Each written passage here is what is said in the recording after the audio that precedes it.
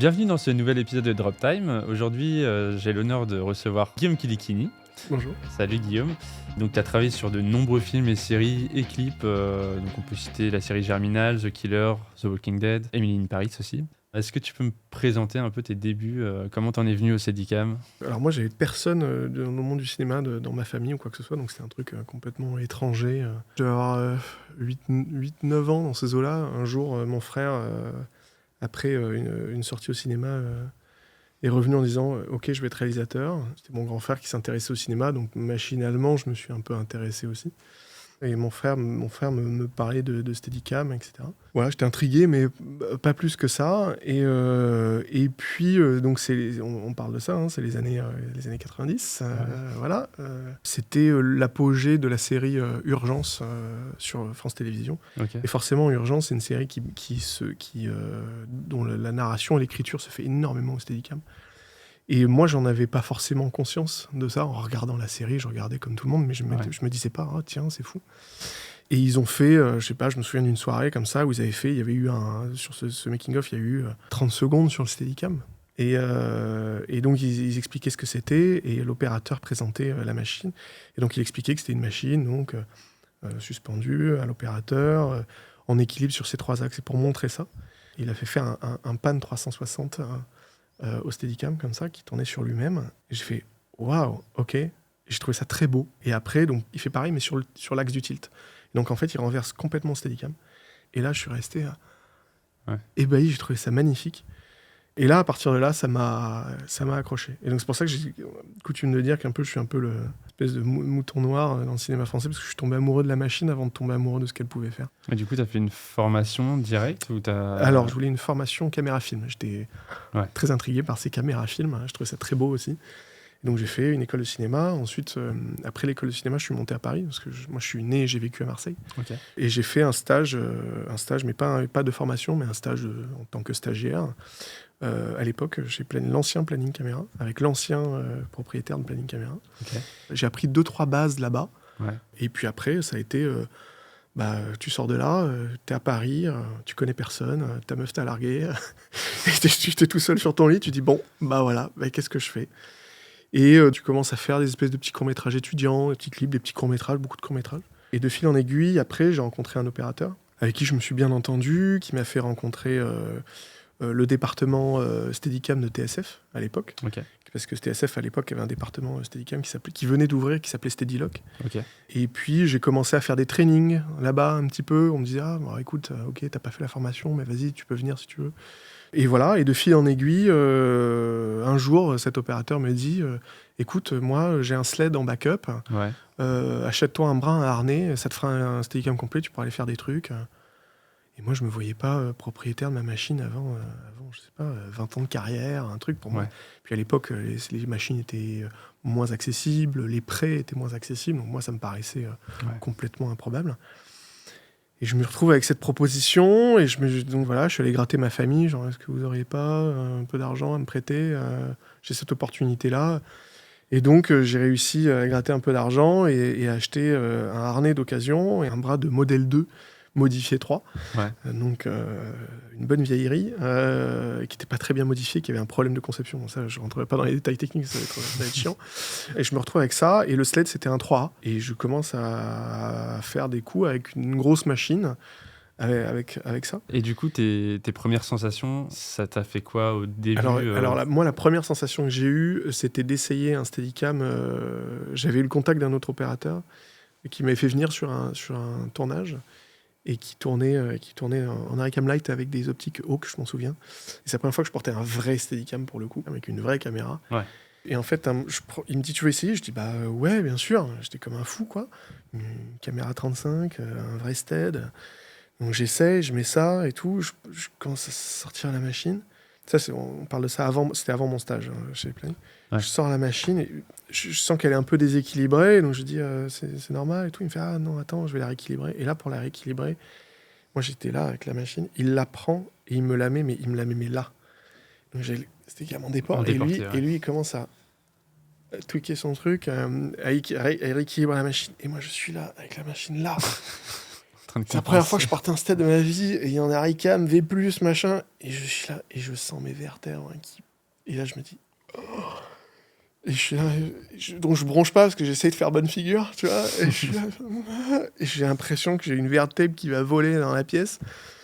Et puis bon, voilà, et puis finalement, moi, je teste un peu, je fais 3 pas, comme tout le monde, quoi, et puis je vais poser, il me fait « Ah non, monsieur, si, je vais poser, ouais. » Si. Je pose le truc et tout, et là, je me suis dit, en fait, c'est mon rêve s'écroule, en fait. En fait, je ne suis pas capable physiquement, machin, comment je vais faire et tout ça. Et puis bon, après, à force de pratique, etc., finalement, bah, tu te rends compte que Ouais. tu fais attention à ce que tu fais, tu comprends mieux la machine aussi, Ouais. ton rapport, ton corps par rapport à la machine. Ouais. Mais ouais, les premières sensations, c'était ça, quoi. Et après, tu as fait un workshop en 2008. Est-ce que Oui. ça, c'est bien après ou... Parce que ton premier nom, Oui, c'était... moi, c'était- alors en fait, moi j'ai commencé en 2006, 2007. Ouais. Et ouais, j'ai fait le workshop officiel Steadicam avec Garrett, Ah ouais. etc. Ça se passait en Italie, sur l'île d'Ischia. Et en face de l'île d'Ischia, il y a un château qui est sur un rocher comme ça, et on avait le château pour nous. Ouais. Et c'était Royal. incroyable. Le matin, tu te levais, tu avais la mer, et puis tu te baladais, tu prenais le pont pour aller au château, et c'était incroyable. Et tu te retrouves avec Garrett Brown, qui est grand par la taille, par l'humilité, par l'intelligence, par l'humour. C'est assez incroyable, c'est vraiment un personnage incroyable. Et voilà, et moi il y avait Garrett Brown qui était instructeur référent, voilà. Et il y avait en instructeur, il y avait Valentin Monge, le grand Valentin Monge. Il y avait Alessandro Brambilla, qui est italien aussi, qui est un grand opérateur Steadicam aussi. Et ouais, c'était une expérience folle de se nourrir de leur façon de faire. Ouais. Chaque instructeur a une façon de faire différente, a une approche différente. Et c'est super enrichissant. Ouais. Tu te retrouves avec des gens et qui, de temps en temps, te montrent un plan qu'ils ont fait comme ça. Parce que sur les workshops, souvent ce qu'ils font, c'est qu'ils mettent tu fais les cours la journée, où tu portes le stead, tu passes d'un atelier à l'autre à faire les différents exercices. Et puis le soir, tu manges et tu as une espèce de projection où on te montre des plans et tu as l'opérateur qui vient décortiquer les plans, etc. Et quand tu te retrouves avec Valentin qui te parle des plans séquences en mondovision sur la Traviata, Ouais. ou avec Alessandro qui te montre un plan complètement dingue avec Daniel Auteuil qui va flinguer des gens dans un truc et que tu regardes et toi t'as vu tes plans toute la journée, tu te dis putain je fais de la merde, et tu vois ce truc là qui est proche de la perfection et tu te dis putain waouh j'ai du chemin à faire quoi. Ça te donne un espèce de, je sais pas si c'est le mot est juste, mais ça te donne un espèce de canevas, tu vois, qu'est-ce qui est faisable, où est-ce que tu peux aller. C'est super intéressant, mais parce que il y en a qui, comme je disais, il y en a qui vont te dire tu switches à tel moment, et il y a des types comme Valentin qui vont te dire make your own soup, c'est-à-dire fais ta sauce. Ouais. C'est-à-dire que voilà, alors moi je suis plus à l'aise en full grip, mais il y en a qui vont être plus à l'aise avec du bout des doigts comme ça, d'autres plus à l'aise en enrobant vraiment le grip. Il y en a. Ouais, c'est vraiment selon les sensations. C'est les sensations, chacun, et c'est ce qui fait, je trouve, aussi la beauté du Steadicam. Ouais. Garrett avait dit un jour lors d'un salon, quand j'ai créé le Steadicam, je pensais avoir créé un stabilisateur. En fait, j'ai créé un instrument. Et je suis tout à fait d'accord avec ça.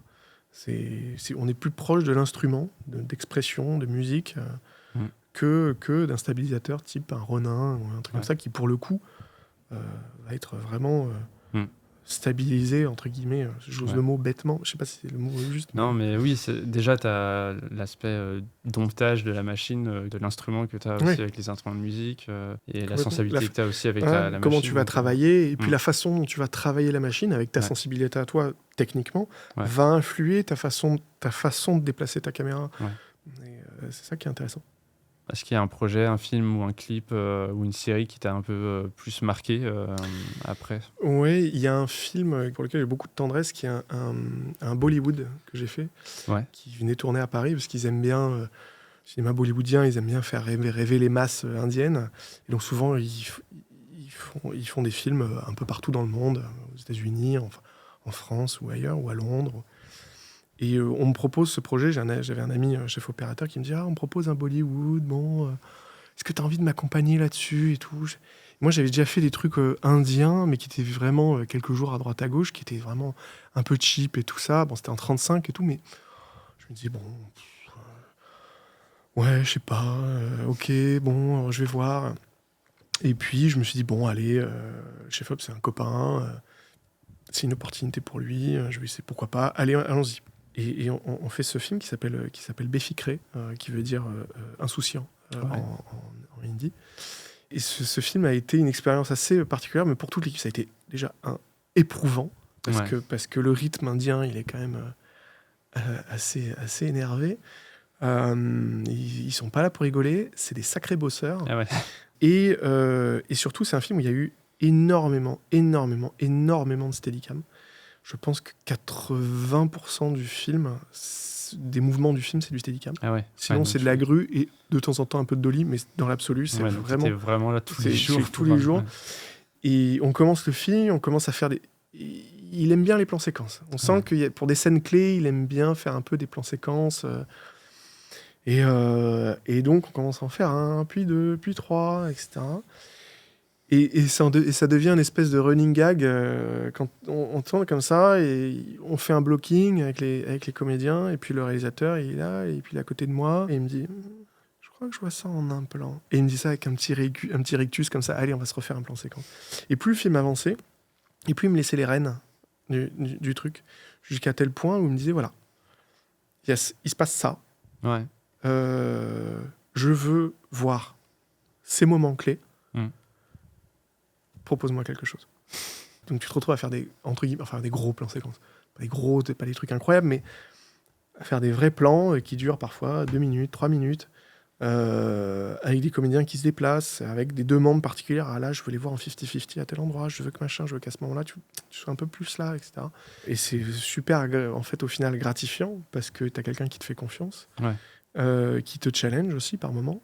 Ça a été vraiment une expérience folle. Et c'est cette expérience-là qui m'a après ouvert la porte des tournages américains. Parce qu'avec cette même prod exécutive française, j'ai commencé à faire d'autres films américains qui venaient tourner à Paris. Et après, Fincher et machin.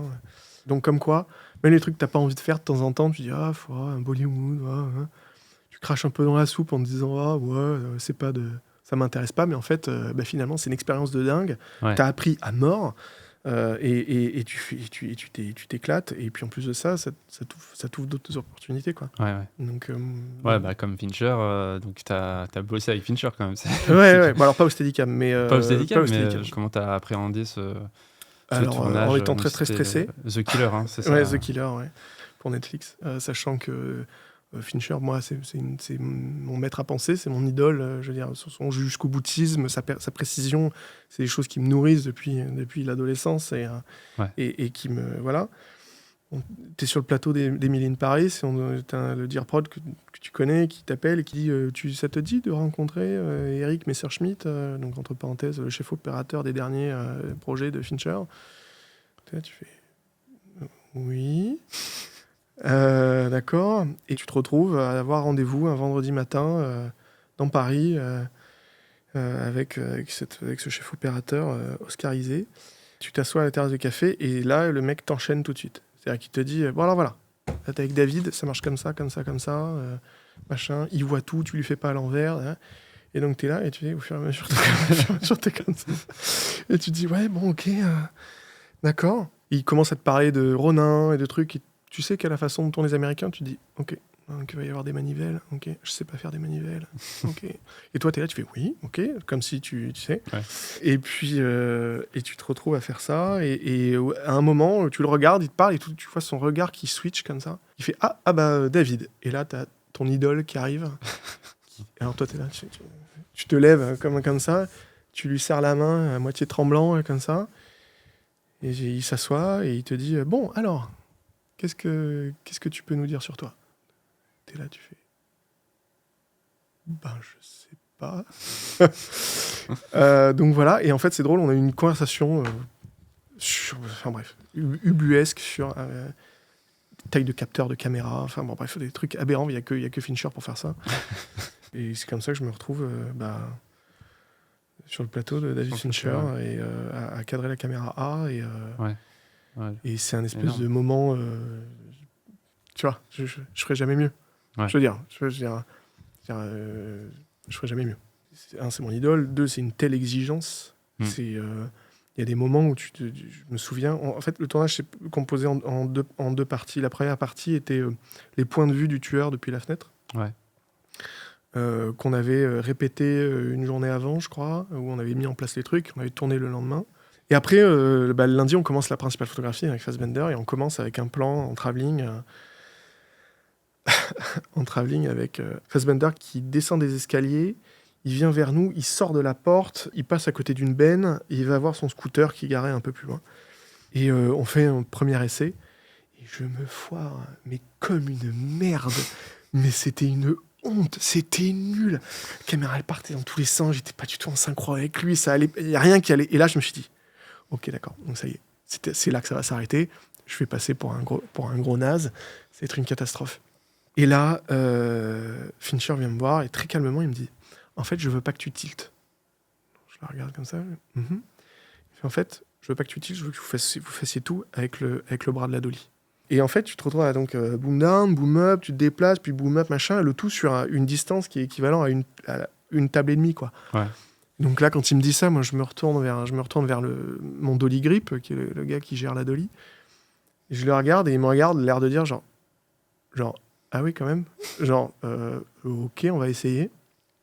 On prend nos marques, on essaie, on dit ok, on va faire ça, là on est là, là on est là, on est là, on est là. On refait une répète avec juste ça, où moi je n'ai pas à tilter, donc ça, génial. C'est la responsabilité du dolly grip, c'est pas la mienne. Et donc, ok, machin, on fait ça. Et moi j'avais demandé, j'étais très stressé, j'avais demandé un iPad avec un retour, qui dès qu'on coupe, Ouais. le retour passe directement dans l'iPad en boucle pour que je puisse regarder. Et donc je me jette, avec mon dolly grip, on se jette sur l'iPad et on regarde comme ça. Et on voit le truc et on se dit ah ouais, ok. Et là, en fait, tous les mouvements, machin, tu les sens pas du tout. Tu vois pas qu'on descend, on remonte, on machin. Ouais. Et là, tu fais ok, donc on a vraiment affaire à un mec qui sait vraiment de quoi il parle. Ouais. Et là, tu commences vraiment à avoir la goutte. Tu vois, à te Ouais, dire ouais. ok. Et tu passes ton temps et tu sais quels plans vont arriver parce que tu as fait des repérages techniques avec lui et qu'un mois avant, il t'a dit on sera à tel endroit au 32 mm, là il y aura une deuxième caméra au 28, là machin, là on va faire un travelling de là à là, on va faire ça, etc. Donc moi j'avais tout noté pour me mettre le truc dans la tête et il y avait des plans que je redoutais comme ça. Je me suis dit oh, putain, celui-là et tout. Putain. Et des plans comme ça, des trucs à espèce de 180 debout sur la dolly, en train de descendre, machin, pour suivre un canon silencieux qui tombe dans un caniveau, machin, avec la précision qui lui demande, qui est, ben en fait, là, ton cadre de départ, c'est ça. Là, tu le tapes un peu, là, panne droite, là, voilà. Là, ça, c'est ton cadre de départ.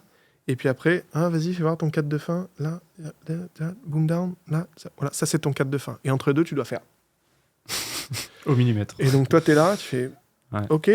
Après, c'est quelqu'un qui sait exactement ce qu'il demande, il connaît exactement les contraintes de ce qu'il demande. Donc il sait qu'est-ce qui est difficile, qu'est-ce qui est plus facile, etc. Et donc en fait, il fait énormément de prises, et il fait des prises très très très très vite. C'est-à-dire qu'il met pas 1000 ans entre chaque prise. Avec lui, ça va très très très vite. Les claps, les trucs, pour lui, le clap, c'est 2 images. C'est 2 images avec un Taiwan qui défile, il fait hop, hop, ça y est, le clap, il veut pas avoir de clap. Si le clap il reste trop longtemps à l'image, le mec se fait engueuler. Donc, et donc il sait que en fait, il y a une histoire de mémoire musculaire et qu'à force de le faire, tu vas pouvoir raffiner ton plan. Et après, lui, de toute façon, il recadre tout en post-prod. Donc même s'il recadre tout en post-prod, il va te demander... Je me souviens, on faisait un plan comme ça, où lui qui va vérifier justement... il va vérifier l'état de la batterie de son scooter électrique. Et tu as un plan sur le cadran du scooter électrique, comme ça. Et en fait, le plan, c'est le truc s'allume, et il y a un tilt-down, et on voit que le scooter est attaché avec un cadenas, machin. Et donc tu te retrouves avec la caméra en haut, comme ça, machin, et il te dit, bah vas-y... tilt down comme ça, et il te dit je veux que la croix là, la croix de la caméra, je veux qu'elle soit sur la vis du scooter. Ok. Et toi t'es là, t'es en train de faire. donc ouais, mais c'est au moment où il te dit ok, ça me semble bien, passe à autre chose, t'es là, tu fais venant de lui, t'es là, tu fais yes. Je vais revoir le film d'un autre œil. Mais ouais, donc ça c'était... Bon, après moi j'ai fait que la partie française du film. Mais bon, c'est déjà une bonne partie du film. Bah déjà c'est le début. Ouais, c'est le début. C'est impressionnant de maîtrise et de... C'est un vrai chef d'orchestre. Ouais. Voilà, ça c'était pour Fincher. Et du coup, pour rester dans la lignée des prods américaines, Walking Dead, est-ce que c'est une expérience notable pour toi C'est radicalement différent. Ouais. C'est radicalement différent. On fait beaucoup de steadicam Ouais. pour du gain de temps, qui est en gros du master chant contre chant. Mais pas forcément avec- des plans avec, séquences ambitieux. Non, pas Ouais. forcément. Parfois, il y a notamment un plan qui était vendu par le chef-op d'ailleurs, Tommaso Fiorelli. C'est un espèce de flashback où on commence à voir les zombies arriver dans Paris et tout ça. Ouais. Elle attend le métro et quand le métro passe, le métro ne s'arrête pas. Et elle se rend compte que dans le métro, les gens courent, il y a des bruits, il y a des gens qui se courent après, il y a de la panique et tout ça. Et quand elle finit de l'autre côté, au bout du quai, elle voit des personnages, des zombies un peu arrivés, mais elle ne sait pas trop ce que c'est, tout ça. Donc elle décide de sortir et tout ça. Après, moi, j'ai pas fait la sortie parce que ça, c'était un retake avec un autre opérateur, j'étais plus là. Après, j'ai pas appris un kiff absolu à faire ça parce qu'au final, c'était beaucoup un personnage se déplace, on le prend de face, on le prend de dos, on fait un espèce de masseur champ contre champ, mais au steadicam, quoi. Ouais. Donc, même si tu te dis, hey, je suis avec Norman Reedus, je fais Walking Dead, ça c'est fun, et lui il est adorable, c'est un vrai super bon camarade, il est vraiment super. Ouais. Mais bon, voilà. Ouais, t'as le kiff t'avais la truc, série qui avait déjà sa notoriété d'avant et ouais. du coup, Oui, de voilà, de retrouver ces personnages. mais qui est tourné quand même c'est- très vite. Ouais. Tu as l'impression que c'est une énorme machine, et ça l'est à plein d'endroits. Ouais. Mais, et d'ailleurs, c'est souvent le cas d'ailleurs, plus la machine est grosse, plus tu te dis que tu vas avoir du temps pour peaufiner, alors qu'en fait non. Plus la machine est grosse, plus tu as des jouets, mais plus tu dois rentrer des trucs. Ça va à une vitesse folle. J'avais fait des caméras, j'avais fait de la seconde unité sur un film qui s'appelle 355 avec Jessica Chastain. Tu te retrouves à faire des séquences de cascade à une vitesse folle. Allez vite, là, machin, on y va. T'es là, tu fais attends, allez, moteur. T'es là, t'as l'assistant qui est encore en train de mettre le zoom sur la caméra. Tu fais attendez, c'est pas grave, tu feras la prise d'après. Allez, on y va. Ah ouais. Alors attends, je comprends pas, on a 88 millions et on n'a pas le temps de... Ouais. Je comprends pas. Mais bon, voilà, donc c'est Ouais. des espèces de trucs un peu étranges comme ça. Est-ce que tu as le souvenir d'un plan un peu ambitieux, tu vois, dans ta carrière au Stead? Moi, j'ai pris beaucoup de plaisir à faire des trucs musicaux où des musiciens jouent live. J'avais fait un plan séquence dans un aéroport, je sais plus, c'était Charles de Gaulle ou Orly, je crois que c'était Orly, où en fait, on suivait un personnage et qui croisait les musiciens, mais qui était littéralement en train de jouer. Et t'as le réalisateur qui te dit, en fait, sur la partie des musiciens, je veux que tu improvises. Ouais. Et toi, t'es là, tu fais, attends... Ça s'improvise pas vraiment. Je peux pas improviser sur les comédiens, c'est le rythme, la façon dont je me déplace, le truc. Et donc, je commençais cette partie sur les musiciens toujours un peu de la même manière, entre chaque prise, parce que je savais que je quittais la comédienne pour aller vers le type qui faisait de la batterie, ça fonctionnait. Mais après, c'était un peu l'inconnu, quoi. Et j'essayais de raffiner, d'aller chercher un peu toujours la même chose, parce qu'il y a des trucs, au fur et à mesure des prises, je me disais, ça marche pas trop mal, peut-être que... Mais il y avait toujours un moment où je fais le tour de la batterie, et au moment où je finis la batterie, il y avait le leader du groupe et le guitariste qui est au bon endroit, au bon moment, et qui d'un coup, lui, va m'amener vers les autres musiciens. Et là, je fais ah putain, heureusement qu'il est là. Parce que sinon, tu te dis putain, si je passe de la batterie comme ça sur du rien, et qu'après, je vais aller chercher des trucs, c'est nul. Ouais. Il me faut un truc qui drive ma caméra. Il faut quelque chose. Je veux pas qu'on sente mon mouvement de caméra. Il y a cet autre plan, qui est un autre plan musical aussi, du groupe Her, où pareil, ils jouent live, ils jouent un de leurs morceaux live. Et en fait, le réal avait pensé tout le mouvement. Et il voulait, il y avait des points clés où il voulait, comme ça, je veux qu'on soit là. Là, pour ce moment-là, la chanson, je voudrais que tu passes sur tous les musiciens, comme ça. Et moi, la veille, j'avais écouté la musique, je me suis dit, ce moment-là, je préfère tourner autour du chanteur. Il y a un truc, il y a une espèce de dynamique, il y a un truc, est-ce que tu voudrais pas faire ça? Il me fait, attends, vas-y, fais voir et tout. Finalement, ça lui a plu. Il dit, ok, vas-y, on y va, on fait ça. Et donc, comme ça, tu apportes des petites touches personnelles à droite, à gauche. Ça devient kiffant parce que tu viens 8 mètres de toi, de tes émotions à toi, et tu te dis, ah putain, mais là, je ressens ça. Et c'est ça qui est beau aussi, c'est dans l'œuvre collective du truc. Ouais, et puis qui est intéressant aussi avec le Steadicam, en tant qu'outil, c'est que tu peux facilement proposer des choses au réalisateur. Tu viens en direct, quoi, vraiment, et c'est ce qui fait aussi la force du Steadicam, c'est sa versatilité, mais c'est ce qui en fait aussi quelque part sa faiblesse, parce que cette rapidité de mise en place, etc., souvent elle est utilisée et on fait des choses au Steadicam plutôt que de dire non, mais attends, on va mettre un rail, on va faire ça. On va dire, ah, voilà, mais là, on sait pas trop ce qu'on va faire. On va le faire au Steadicam parce qu'on va pouvoir se repositionner facilement. Ah, mais là, alors qu'en fait, c'est pas vraiment le bon outil pour faire ça. Ouais. Et donc, parfois, tu te retrouves à te battre comme ça en disant, les gars, ce serait quand même mieux de faire...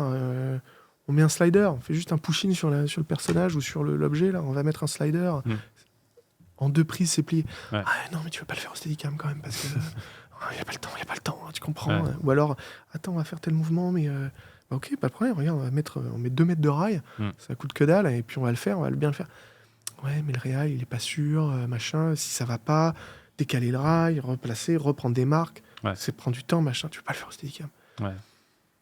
Et donc, par moments, c'est autant gratifiant que frustrant. Ouais. Parce que tu peux te dire, tu l'as réussi, tu fais, ouais, c'est pas mal, et par moments, tu te dis, ça aurait été mieux à la Dolly quand même. Et donc, cette espèce de truc comme ça, où tu viens pallier à la non-décision, où on n'a pas le temps, où c'est des logiques de production, plus que des logiques artistiques. Ouais. Et ça, je trouve ça dommage. Il y a un autre sujet aussi que je voulais aborder avec toi, c'est le sujet de l'arrivée du Volt. Donc, on parlait de la perfection des plans tout à l'heure aussi. Tu tournes beaucoup sans Volt? Alors, oui et non. J'ai mis très longtemps à venir au Volt. Sur mon ancienne machine. Je ne voulais pas toucher à mon gimbal. J'aimais ce feeling-là et je voulais pas y toucher. Donc, j'ai acheté un autre gimbal. Que j'ai fait modifier pour le coup, enfin que j'ai fait volter. Donc en fait, c'est très facile d'enlever le top stage, d'enlever le gimbal, de mettre le gimbal volté. En 5 minutes, c'est torché. Donc par exemple, Walking Dead, c'est ça. Walking Dead, je l'ai fait sans volt.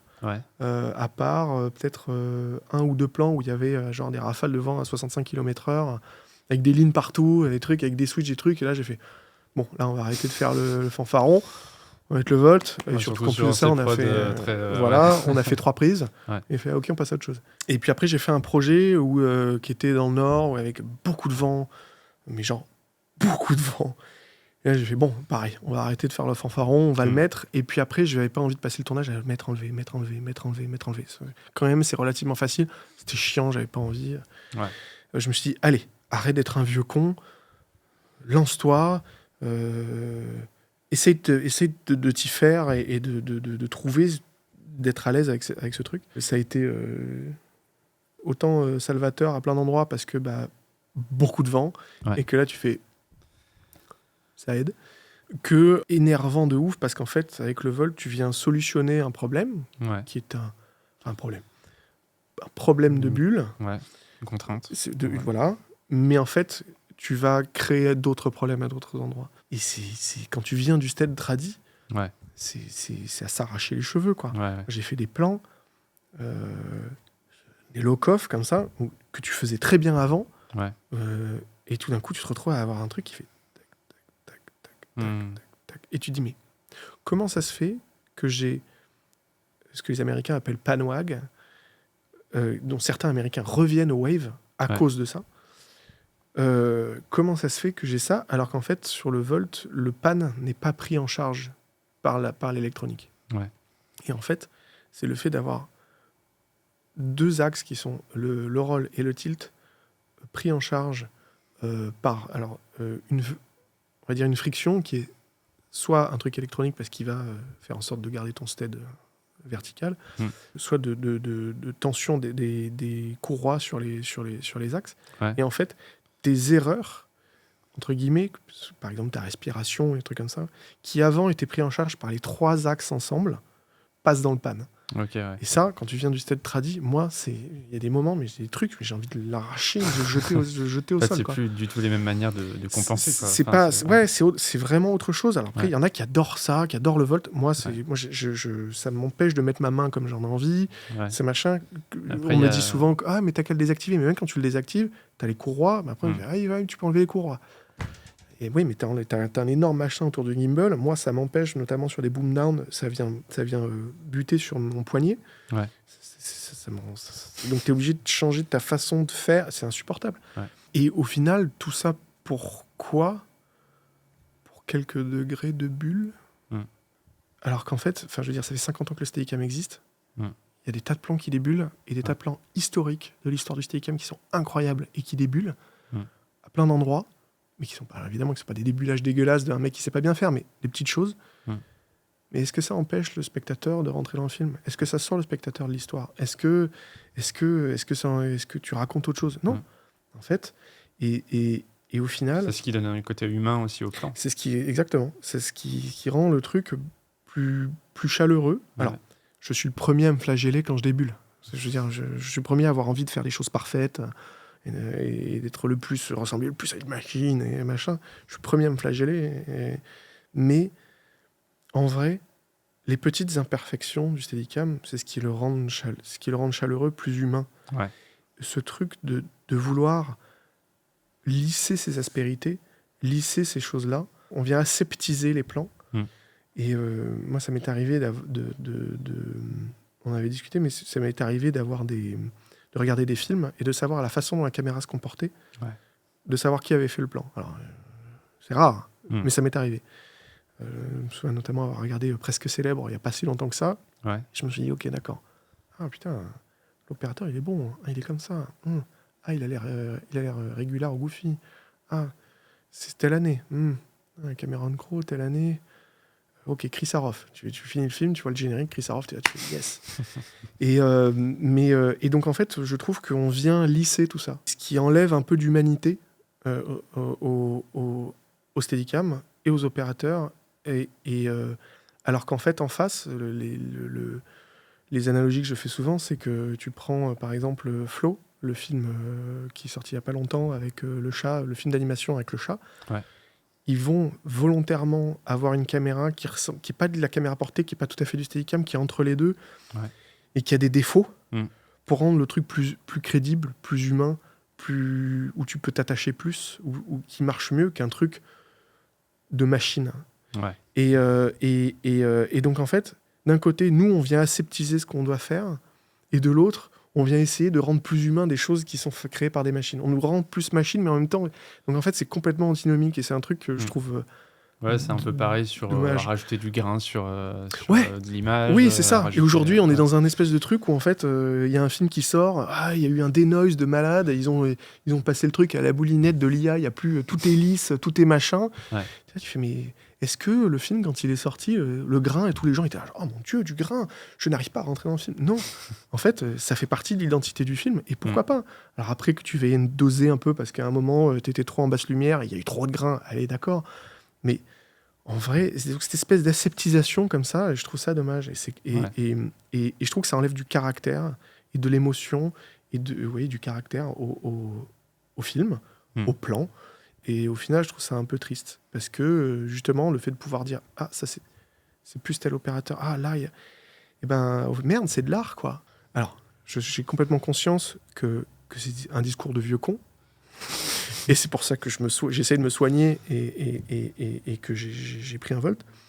C'est bien d'un côté, parce que ça démocratise l'outil. Et ça, c'est bien, c'est une bonne chose. Mais de l'autre, ça enlève de son âme et ça enlève de son exigence. Moi, ce que je trouve beau aussi dans l'outil Steadicam, c'est son exigence. C'est ce qu'on disait tout à l'heure, c'est comme un instrument. Ouais. C'est-à-dire que c'est comme un instrument de musique. Si il suffit de prendre un violon pour faire de la musique, ouais, c'est cool. Mais bon, c'est la beauté du truc, c'est à quel point tu vas perfectionner cet outil, à quel point tu vas réussir à le maîtriser pour arriver à en sortir quelque chose qui vient de toi, qui vient de ton âme. Et ça, je trouve ça super intéressant. Ouais. Et le Steadicam est un outil qui te rend humble, parce qu'il est compliqué à maîtriser, parce qu'il te demande beaucoup, qui te demande de l'investissement. Et pour paraphraser Valentin Monge, un jour a dit si tu veux en sortir de la quintessence de cet outil, il faut t'y plonger. Et je pense que c'est ça. Il y a un côté, si tu as envie de vraiment avoir une vraie connexion avec la machine, si tu as envie de vraiment sortir quelque chose de tes tripes avec cette machine et d'en faire ton partenaire de danse, parce que c'est souvent, on parle souvent de danse, faire danser avec la machine, putain, il faut t'y plonger. Et alors, pas que tu peux pas t'y plonger avec un Volt, c'est pas ça, mais je trouve ça dommage. Ouais. Sur ces belles paroles philosophiques, je te propose de passer au petit jeu.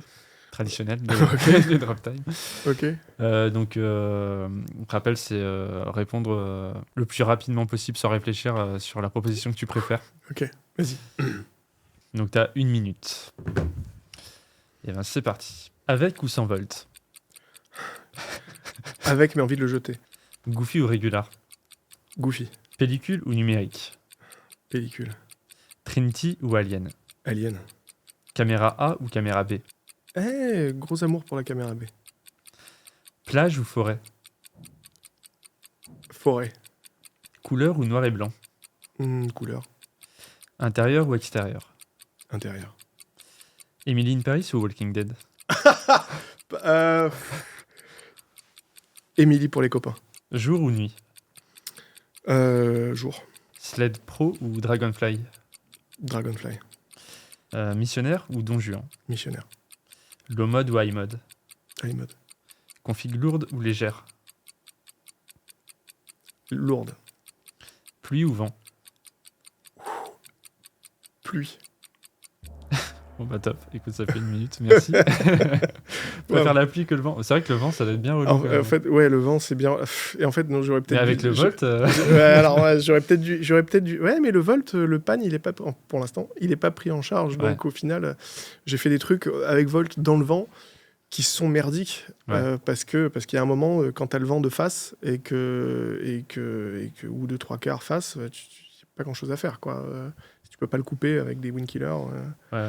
t'es vite dans la merde. Mais pluie ou vent, la pluie, c'est vraiment une tannée. Hein. C'est Ouais. vraiment une tannée parce que T'en as fait beaucoup, j'ai- d'ailleurs, des tournages beaucoup sous pluie non, mais j'en ai fait quelques-uns ou des trucs, notamment sur Germinal. J'ai des souvenirs de trucs où tu vas sous la pluie et juste ton moniteur, ton moniteur, il y a tellement d'eau parce qu'en plus de ça, les rampes à pluie, pour que ça marque à l'image, ils y vont comme des porcs. Ouais. Et donc, tu ne comprends rien à ce qui se passe sur ton écran, en fait. Ça pleut, tu vois juste vaguement quelques formes qui bougent et tu te dis, Ouais. ok, je crois que je vais aller par là, je crois que je vais faire ça, est-ce que c'est le bon personnage? Donc, il y a des moments comme ça où tu te dis, je ne sais pas où je suis, etc., où c'est un peu dur, et puis, selon comment c'est fait, tu as de l'eau qui s'accumule à certains endroits sur la caméra qui te déséquilibre le Steadicam.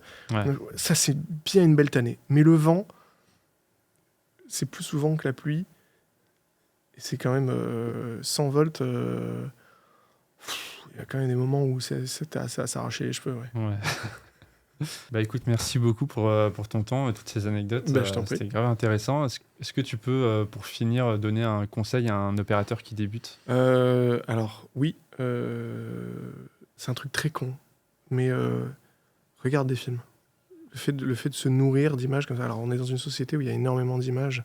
Tout le temps, je veux dire, tout passe par l'image aujourd'hui. Mais regardez des films, regardez un peu ce qu'ont fait les maîtres du Steadicam, ce qu'ont fait les pairs du Steadicam, et se nourrir de ça, et apprendre ces gammes comme ça, parce qu'au final, c'est ça qui fait que tu vas... certes, tu vas peut-être tout savoir... Alors, volte à part, mais tu vas savoir tenir ta bulle, faire un cadre, cadrer correctement une personne, ok.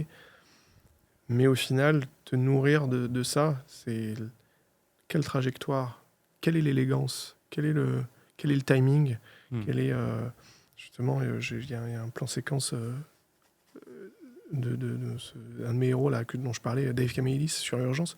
C'est un grand plan séquence de 5 minutes dans tout le studio, et il est tellement en synchro avec les comédiens. Ouais. Il est tellement au bon endroit, au bon moment. Alors bien sûr, c'est des choses qui se travaillent, qui se répètent, mais ça te nourrit. Et ça, je trouve que c'est important. Regardez les grands plans de Larry McConkie, qui ont été vus, revus, réimités, etc. Mais au final, si c'est des plans qui sont iconiques dans l'histoire du Steadicam, c'est pas que parce que c'est des plans techniques, c'est aussi parce que c'est des plans qui racontent quelque chose. Ouais. Et par exemple, le fameux plan de Larry McConkie du Copacabana dans Les Affranchis, ce plan-là, il n'est pas parfait techniquement.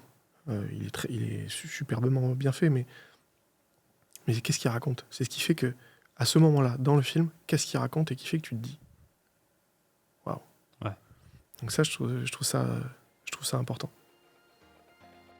Bah, merci Guillaume, c'était Je t'en génial, franchement. Donc, Merci à toi, merci bah, de à une m'avoir reçu. prochaine. À Merci. très bientôt.